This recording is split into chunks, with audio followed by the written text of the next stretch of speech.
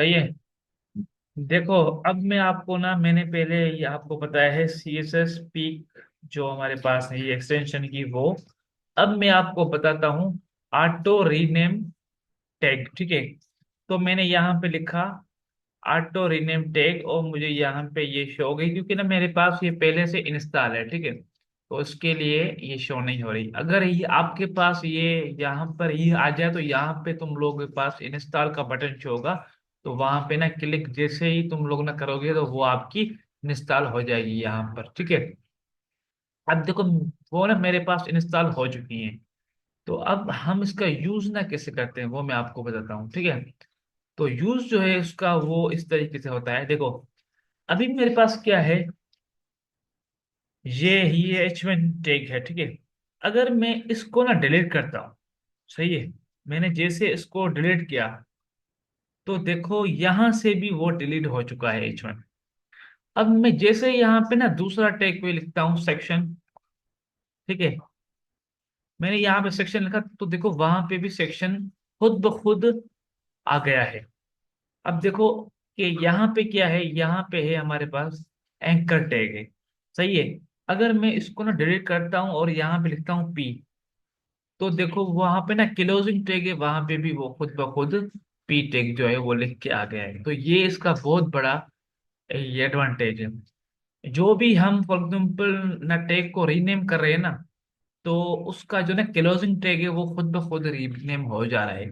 अब देखो मुझे इसको ना करना है H2 में कन्वर्ट। ठीक है, तो अब देखो ये H2 मैंने लिखा, तो यहाँ पर भी खुद ब खुद ये आ गया H2। तो ये होता है हमारे पास इसका काम, H1, ओ सॉरी, ये ऑटो रीनेम टैग एक्सटेंशन का काम। ठीक है, अच्छा, उसके बाद हमारे पास एक आती है इंटेलिसेंस।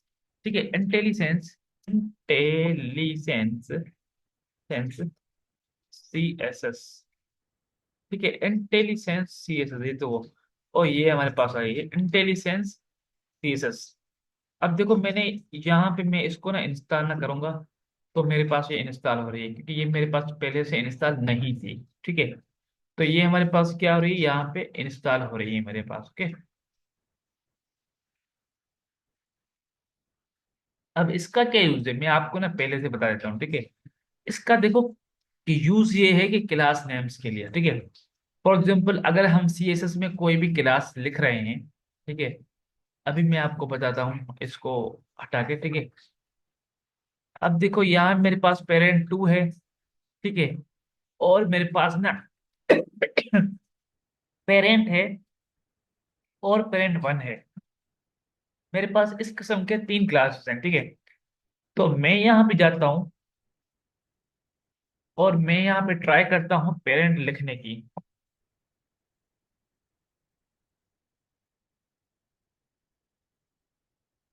चलो मैं ऐसे करता हूँ, अभी इसको हम ये रिस्टार्ट ना कर देते हैं VS कोड को, तो वो हमें फिर फर्क दिखाएगा क्योंकि अभी वो इंस्टॉल तो हो चुका है, पर मसला ये कि वो अभी ना काम नहीं कर रही।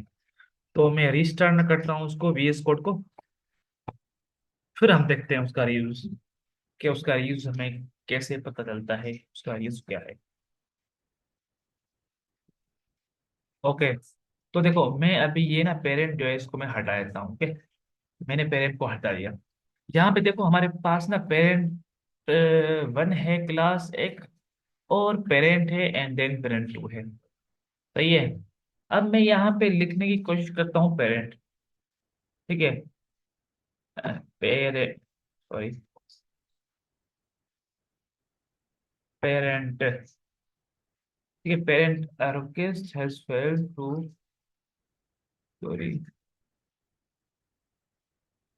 थोड़ा करते हैं, our request has failed, see the output for more information, source tag name, output,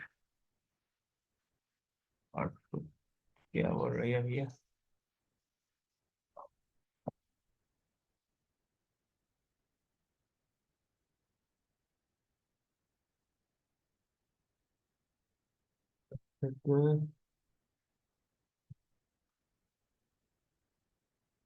okay,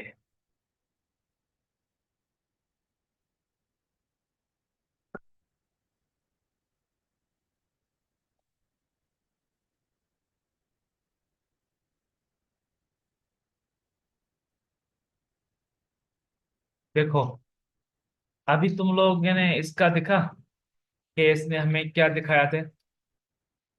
देखो मैं इसको काट रहा हूँ, ठीक है। अभी देखो मैं यहाँ पे लिखता हूँ पेरेंट को, मैं सही नहीं लिखता हूँ, ठीक है। मैंने लिखा पेरेंट को पेरेंट, सही है। पेरेंट को मैंने ना पेरेंट लिखा। तो देखो यहाँ पे अब क्या होगा हमारे पास के सेव किया मैंने, ठीक है। अरे क्यों नहीं आ रहा इसका यूज।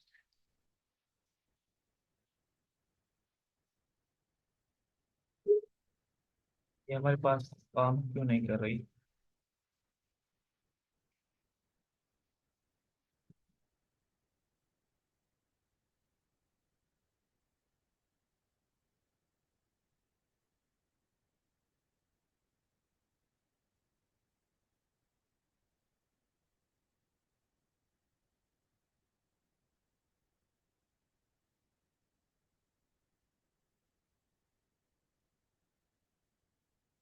यहाँ पे तो ये ना प्रॉब्लम दिखा रही है।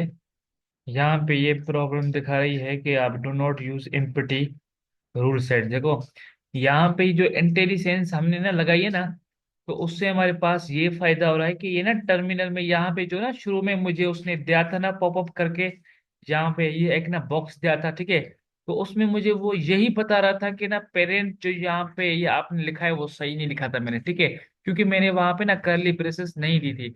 तो वो मुझे उसके बारे में ना बता रहा था। देखो अभी मैंने इसको एम्प्टी छोड़ दिया है, मैंने ना क्लास देके और यहाँ मैंने इसको एम्प्टी छोड़ दिया है। तो अभी यहाँ पे मुझे ये ना बता रहा है प्रॉब्लम है, ठीक है, कि do not use empty rule sets CSS empty rules, ठीक है। क्योंकि ये मैंने ये जो हमारे पास ना क्लास है ये क्या है, रूल है, ठीक है। तो ये बोल रहा है कि रूल को ये आप एम्प्टी नहीं छोड़ सकते, इसमें तुम लोगों को कुछ लिखना ही होगा, ठीक है। तो ये इस टाइप की ना सजेशंस वो हमें देता है, ठीक है। तो ये देखो मुझे वो ना यहाँ पे दे रहा है do not use empty rule sets empty. तो इस तरीके की ना वो हमें देता है ये ना सजेशंस के। यहाँ पे ना क्लास पे जो ये आपने लिखा है यहाँ पे ना कुछ भी नहीं लिखा है। तो ये ऐसे ना करें और कुछ लिखे यहाँ पे, ठीक है। तो इस तरीके की वो हमें देता है। ये देखो अभी मैंने वो ना डिलीट किया तो यहाँ पे वो डिलीट होगी, ठीक है। तो मैं जैसे ही यहाँ पे लिखूंगा तो देखो अभी तक वो ना बोल रहा है कि ये अभी यहाँ पे जो इसने मुझे बताया कि ये एक्सपेक्टेड CSS LCUR ना कर ली। तो इसका मतलब ये है कि यहाँ तक जो भी हमने यहाँ पे लिखा है तो वो ही अभी तक यहाँ पे ना करेक्टेड नहीं है, ठीक है। मतलब कि वो यहाँ पे ये एक्सपेक्टेड नहीं है, ठीक है। तो इसके हिसाब से ये ना बता रहे हैं। अब अगर हमने यहाँ पे ये लिख दिया पेरेंट और उसके बाद हमने ना कर्ली ब्रेस दे दी तो अभी वो सही है, ठीक है। पर ये अब भी वो गलत है क्योंकि हमने अभी उसको एम्प्टी छोड़ा हुआ है। जब तक हम इसमें कुछ लिखेंगे नहीं तो वो हमें ना बताएगा कि ये जो ये आपने लिखा है वो ना गलत है। देखो अब मैंने लिखा है ना, तो देखो ये अभी यहाँ पे वो no problem have been detected in workspace, अभी तक ना कोई भी प्रॉब्लम नहीं आई, ठीक है। तो ये है, ये होता है इसका काम। उसके बाद हमारे पास जो होती है वो ये आती है कोड प्रिंटर। अब देखो कोड प्रिंटर का मतलब क्या है। देखो अभी अभी मैं तुम लोगों को ये क्या करता हूँ, मैंने यहाँ पे ये जो CSS का कोड है ना, मैं इस सारे कोड को ना वन लाइन में लिखता हूँ, ठीक है। ये देखो मैंने इसको सारे कोड को वन लाइन में लिखा, सही है। और मैं इसको थोड़ा स्पेस देता हूँ, इसको मैं ना बहुत स्पेस देता हूँ और इसको भी मैं स्पेस दे देता हूँ, ठीक है। ये देखो अब क्या है कि मेरा ना कोड जो है वो ना प्रेटर नहीं दिख रहा, मतलब कि वो अच्छे तरीके से नहीं दिख रहा। वो मतलब कि बोलते ही मतलब कि ना बिखरा पड़ा है, ठीक है। तो उसके लिए हम क्या करते हैं, हमारे पास ये एक्सटेंशन यहाँ पे होती है एक, जिसका नाम होता है ना कोड प्रिंटर, कोड प्रिंटर, सही है। कोड प्रिंटर या प्रिंटर कोड होता है, सॉरी ये ना प्रिंटर कोड यहाँ पे ना बोले, यहाँ पे हम लिखेंगे प्रिंटर,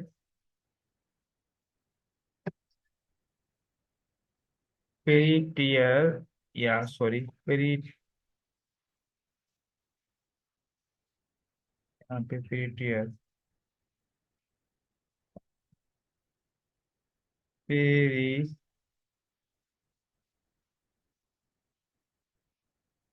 नहीं, ये नहीं है। जो पहले मैंने लिखा था ना, कोड प्रिंटर, ठीक है। तो यहाँ पे देखो, यहाँ पे ये देखो, ये हमारे पास क्या है ना, प्रिंटर, सॉरी मैंने स्पेल सही नहीं लिखी थी, प्रिंटर जो है वो ना कोड को हमारे को फॉर्मेट करती है। अब देखो मैंने इसको इंस्टॉल किया, सही है, मैंने इसको इंस्टॉल किया, ये इंस्टॉल हो रही है, ओके। अभी ये इंस्टॉलिंग हो रही है इसकी, ओके। अब मैं क्या करता हूँ, उसको डिसेबल करता हूँ, इसको मैं हटाता हूँ यहाँ से, ठीक है। मैंने इसको हटाया,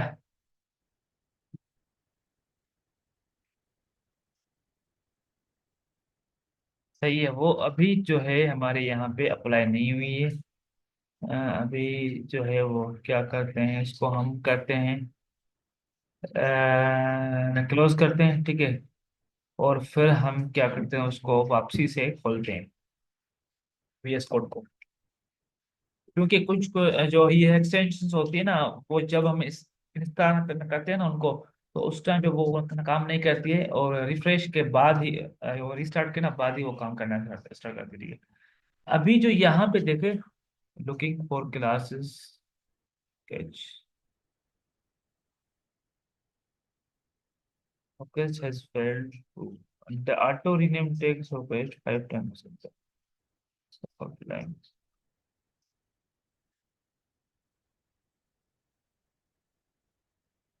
देखो यहाँ पे ये जो ना कोड है, ये फॉर्मेट नहीं हुआ है। क्योंकि हमने इसको ना खुद दी है, खुद हमने स्पेस दी है, तो इसके लिए वो नहीं हुआ है फॉर्मेट, ठीक है। अगर हम इसको स्पेस नहीं देते और हम फॉर एग्जांपल हमारा कोड जो है वो हम यहाँ पे ना लिखते जा रहे हैं, ठीक है। फॉर यहाँ पे मैंने इसको डिलीट किया, अब मैं यहाँ पे लिखना स्टार्ट करता हूँ, ठीक है। कलर वाइट, बैकग्राउंड में देता हूँ उसको ब्लैक, जो भी देता हूँ, सही है। पेरेंट में देता हूँ उसको कलर रेड, पीजी में देता हूँ उसको वाइट।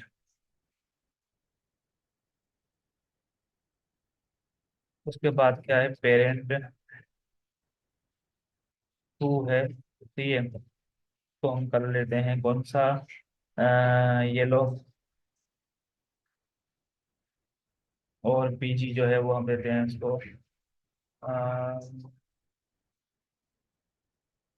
ब्लैक। और उसके बाद जो है वो पेरेंट वन है, उसको हम देते हैं कलर, कलर देते हैं उसको ब्लैक। और पीछे जो है हम बोलते हैं वाइट। नहीं, बैकग्राउंड तो ना, वाइट तो बाय डिफॉल्ट होता है, सही है, तो हमने दे दी।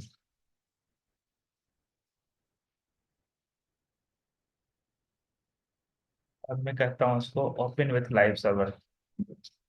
लाइव सर्वर के साथ अब तुम लोगों को ये पता होना चाहिए कि हमें हमेशा अपनी जो भी एक्सटेंशन है उसको हमें क्या करना है, लाइव सर्वर के साथ ही उसको ओपन करना है, ठीक है। कि लाइव सर्वर का फायदा आप लोग देख सकते हो कितना हमें फायदा होता है, ये हमारे पास।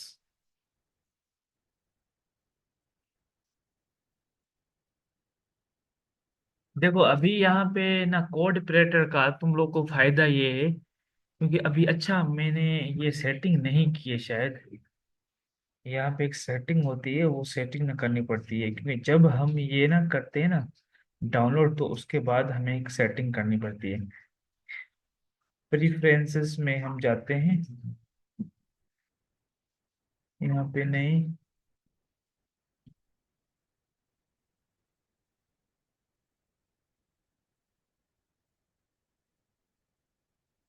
यहाँ पे कहाँ पे रहे,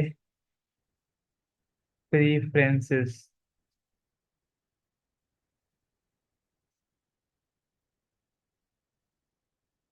नहीं है यहाँ पर। अच्छा, यहाँ पे एक सेटिंग होती है, वो हमें करनी पड़ती है, तो उसके हिसाब से ये जो है ये काम करता है, ठीक है। वो सेटिंग हम कहाँ है, प्रेफरेंसेस में होती है। हाँ,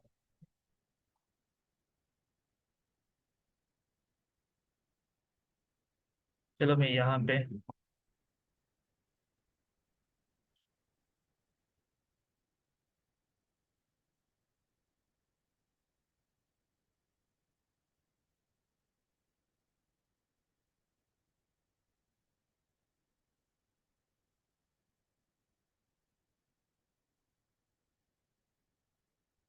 ठीक है, अब मैं जाऊँगा यहाँ पे ना प्रेफरेंसेस पे, और यहाँ पे सेटिंग में जाऊँगा, ठीक है।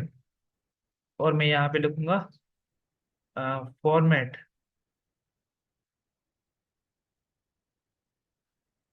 सॉरी, फॉर्मेट, ठीक है।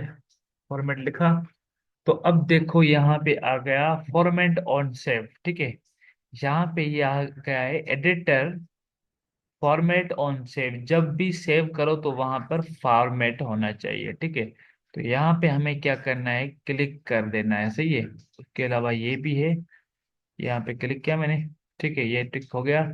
उसके बाद हमारे पास क्या है, control whether detail format on paste, बस इसको छोड़ते हैं फिलहाल, हमने ये किया है, ठीक है, ये हमने सेटिंग कर दी है। अब देखो, अब हमारा कोड जो है वो खुद ब खुद, अब आप देख रहे हैं थोड़ी बहुत यहाँ पे फॉर्मेटिंग की आपको झलक नजर आ रही होगी, ठीक है। अब देखो, हम यहाँ पे फॉर एग्जाम्पल मैं फिर ना दूसरे दफा यहाँ पे कोड लिखता हूँ, ओके। मैं यहाँ पे दूसरी मर्तबा कोड लिखता हूँ,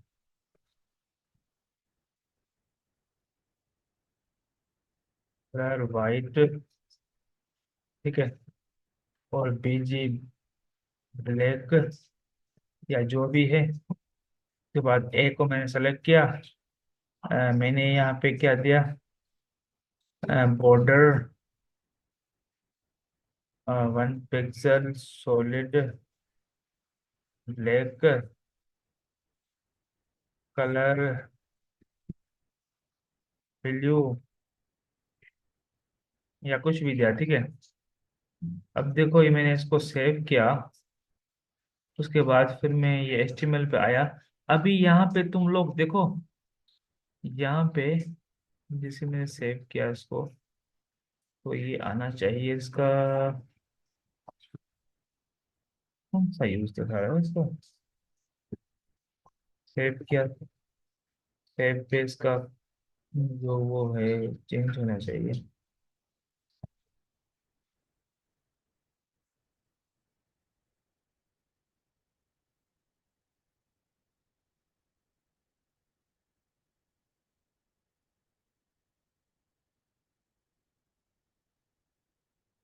तुम लोग हो जिंदा हो या सोए पड़े हो?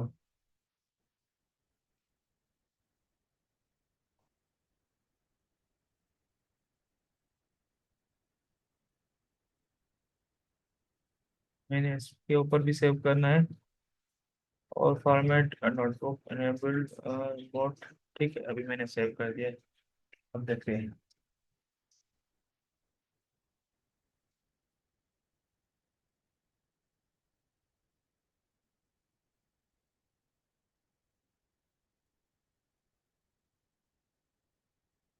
ओके, माशाल्लाह माशाल्लाह, जिंदा रहो, हमेशा जिंदा रहो।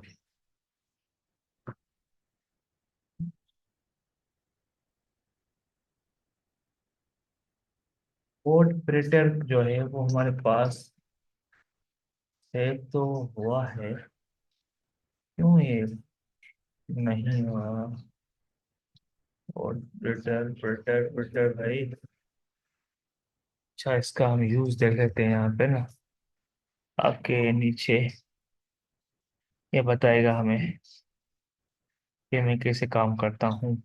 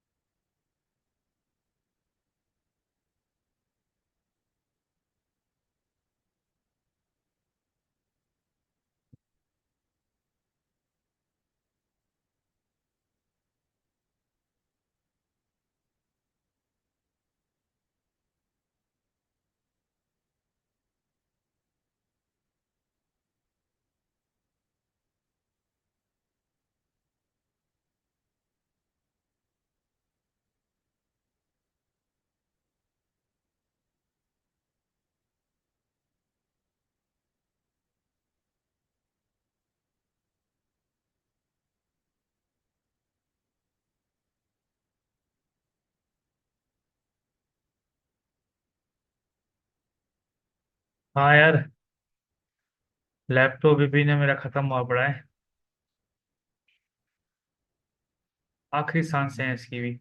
चलो मैं तब तक तुम लोगों को ना दूसरी कुछ ना बता देता हूँ, क्योंकि इस पे हमारा टाइम जो है वो ज़ाया हो रहा है। मैं कल आपको इसके बारे में बता दूंगा, ठीक है, क्योंकि इसका यूज अभी ना वो इसका काम नहीं कर रही है, ठीक है। तो ये एक तो ये है प्रेटर कोड है। और उसके अलावा मैं आपको क्या बताना था, टैग नेम रीनेम टैग बता दी, पीक बता दी, और उसके बाद प्रेटर बता दी, देन मैंने क्या इंटेलिजेंस बता दी।